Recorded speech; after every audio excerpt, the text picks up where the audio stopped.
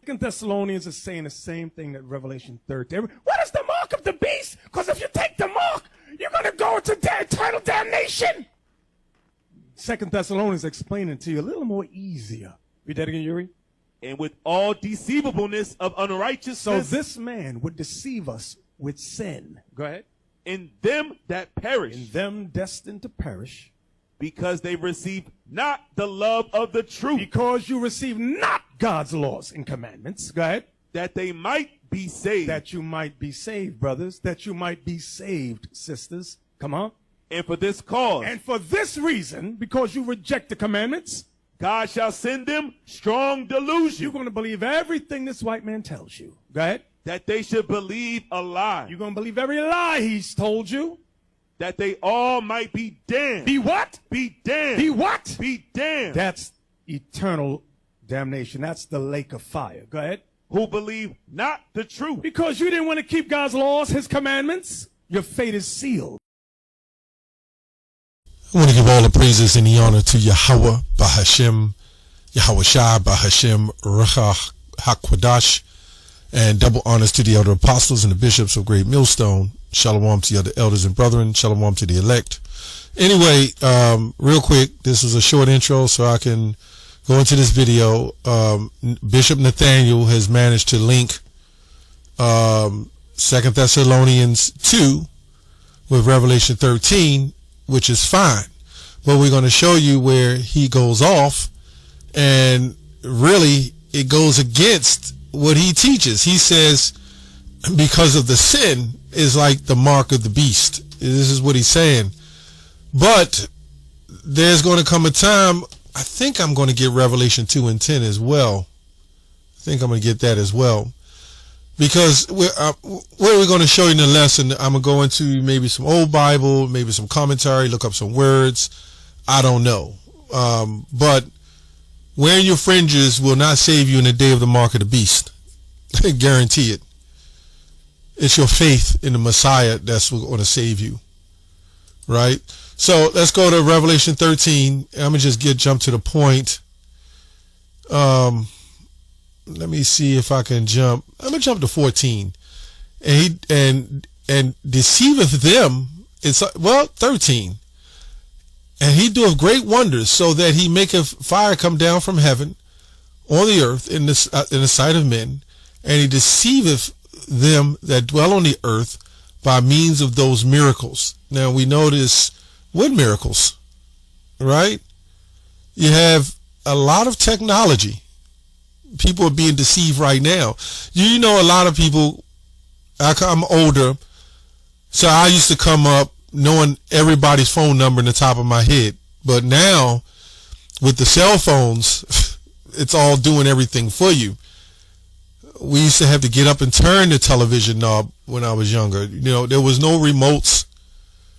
There was no CDs. You know what I'm saying? Well, now chips. But out of convenience breeds more slavery because you become more accustomed to a system, right?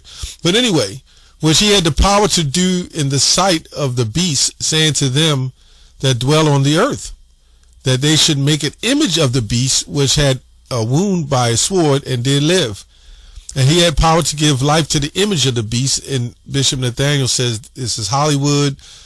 I don't know. It's all kinds of different theories with that they have, right? That the image of the beast should both speak and cause that as many as would not worship the image of the beast should be killed. Now, this is what I'm also going to link, right, to Revelation 2 and 10. So remember that. And we're going to go into, I don't know, Revelation 2 and 2 Thessalonians. We'll put it all together. But remember, it talks about him working the miracles. So he calls it both small and great, rich and poor, free and bond to receive a mark in their right hand or forehead. So I want to jump over here to the Wycliffe Bible. Then we're going to go back in the 2 Thessalonians and bring it together.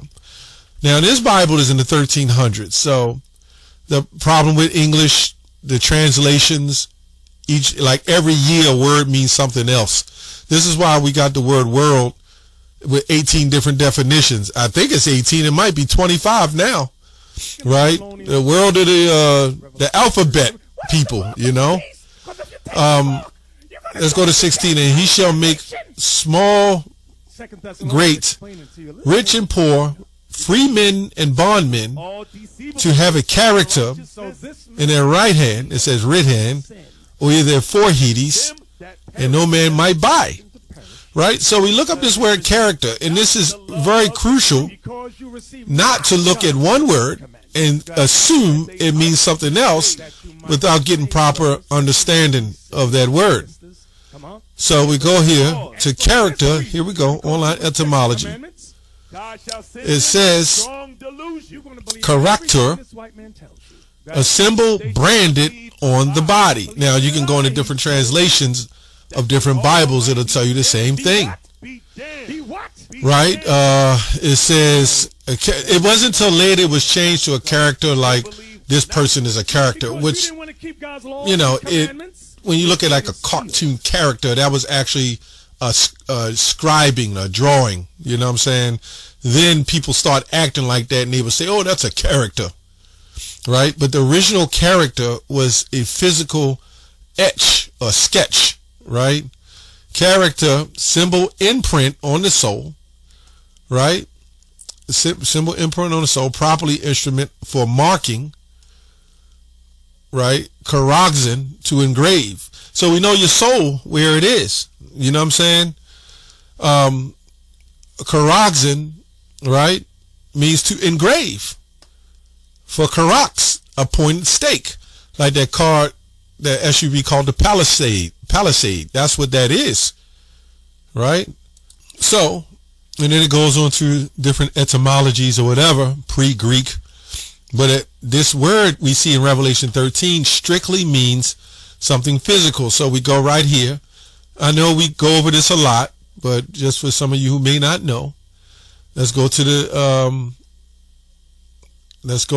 word mark, charagma. When you look at mark in Revelation, Romans 16, when it says mark them that cause a vision, that means scope. Different mark. We go down here. It says a stamp, an imprint, mark. They just don't want to admit that we're right. This is why they shy away from it. Now there's groups now that are starting to admit, well, it could be a stamp, imprinted mark, stamp, mark on the forehead, right hand, mark branded upon horses. You get the point. You know, you get the point. A pale or stake. Palisade. Oh, there we go. Just like that SUV. I didn't know I was going to say that. A palisade. Pales. Stones. You get the point. So what I want to do now is jump to 2 Thessalonians 2 and about 9. Let's go to 8. Let's go to 7. For the mystery of iniquity, whence iniquity goes to lawlessness, doth already work. Only he who now letteth will let, until he be taken out of the way. And then shall the wicked be revealed, whom the Lord shall consume with the spirit of his mouth, and shall destroy with the brightness of his coming, even him whose coming is after the workings of Satan, with all power and signs and lying wonders. We're going to go into some commentary on that. And with all deceivableness and unrighteousness in them that perish, because they receive not the love of the truth, that they might be saved. Now this man, Bishop Nathaniel, is closest to, he's like the most deceptive Israelite group. And this is why it's easy to get numbers with these guys. Not that we care about numbers, because Christians will say, well, as long as I can keep Jesus. That is another thing. This man, this Bishop Nathaniel says, well, the image of the beast is Caesar Borgias, but yet he's got the images right on his shirts. Somebody got to help me make that make sense. He's got Jesus Christ on his shirt, right? Christ, let me say that. And then he tells you, you can call him whatever you want. Now, you know damn well, in the ancient times, we were probably doing that. Merging with other gods. That's why he said, have no other God beside me. And what we would do is call the names of the other gods. You know that's what we were doing. And Ecclesiastes 1:9 said there's no new thing under the sun. So now we can go in the temple of Baal and say, hail Baal. We know you the Most High. This is crazy. We can call the Lord Satan. And with that ideology, then why do we even care about the image? This is crazy. It's madness. Right? All unrighteousness in them that perish, because they receive not the love of the truth, that they might be saved. And for this cause God shall send them strong delusions, that they shall believe a lie. What is the lie? He switches it and says the mark of the beast is the chip, is a strong delusion and a lie. This is what he's saying. But we're telling you the strong delusion is Jesus Christ and that image, or the idolatry of that name, right? And to say that the mark of the beast is sin, well, yeah, but it's a bigger picture than that. You know what I'm saying? Let's go to some online etymology, because the mark of the beast is a physical thing. It's automatic sin when you accept it, because what? You did not follow the first commandment.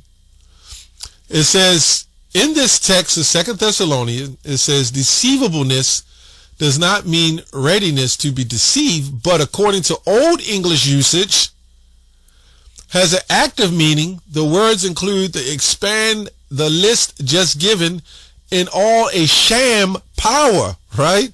And signs and wonders. And in fact, in every iniquitous fraud. Let's look up iniquitous. I don't know if I have that.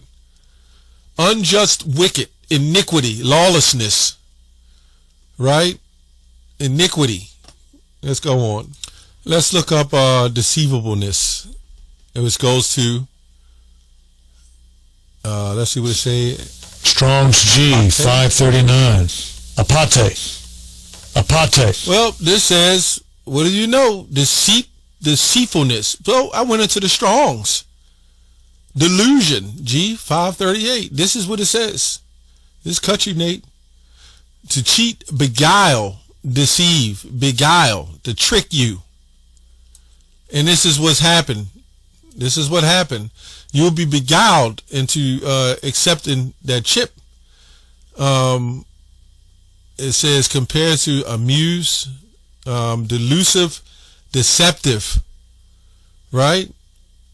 And this is what the bigger issue, he talks about 2 Thessalonians 2, the son of perdition. Yeah, we know that, but there will be followers that are support, or let me say 501c3ers that are linked to the son of perdition. And that's where you could get your deception. That's why the Lord said, if it were possible, they shall deceive the very elect. This is going to a more of an understanding of the truth, meaning there would be Israelites teaching to deceive you. And I can't understand with something of this magnitude that is, we know the technology is here. We know it's happening. How would somebody try to say, well, no, that can't be it? So if you're saying that can't be it, then you accepting it. Or you're leaving the door open for people to say, well, we know it ain't the mark of the beast, but if I got to eat, I'm going to take it anyway. This is the sickness in the mindset of Bishop Nathaniel. Anyway, that's all I have on that. Shalom.